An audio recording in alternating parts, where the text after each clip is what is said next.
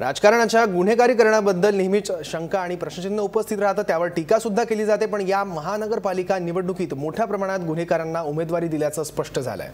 आणि इतकंच नाही तर सगळ्याच राजकीय पक्षांनी या गुन्हेगारांना सढळ हातांनी उमेदवारी दिली आहे।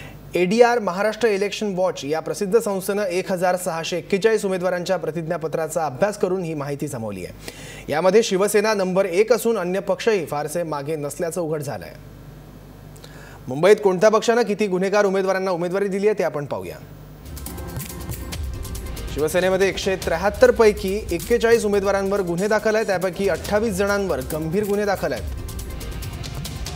तर काँग्रेसमध्ये 171 पैकी 19 जणांवर गुन्हे दाखल आहेत, त्यापैकी 16 जणांवर गंभीर गुन्ह्यांचे आरोप आहेत।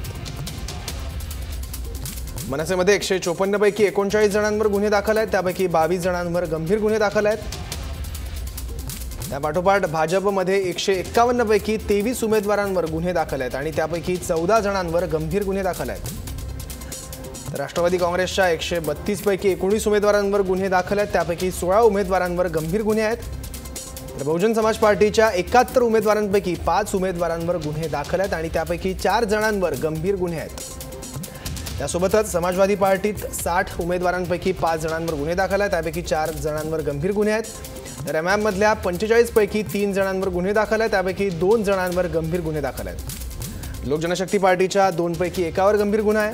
तर अपक्ष एकूण 36 उमेदवार आहेत, त्यापैकी 4 जणांवर गुन्हे दाखल आहे आणि त्यापैकी 2 गंभीर गुन्हे आहेत। आणि इतर 646 पैकी 57 जणांवर गुन्हे दाखल आहेत, त्यापैकी 45 उमेदवारांवर गंभीर गुन्ह्यांचे आरोप आहेत, गंभीर गुन्हे सुद्धा त्यांच्यावर दाखल आहेत।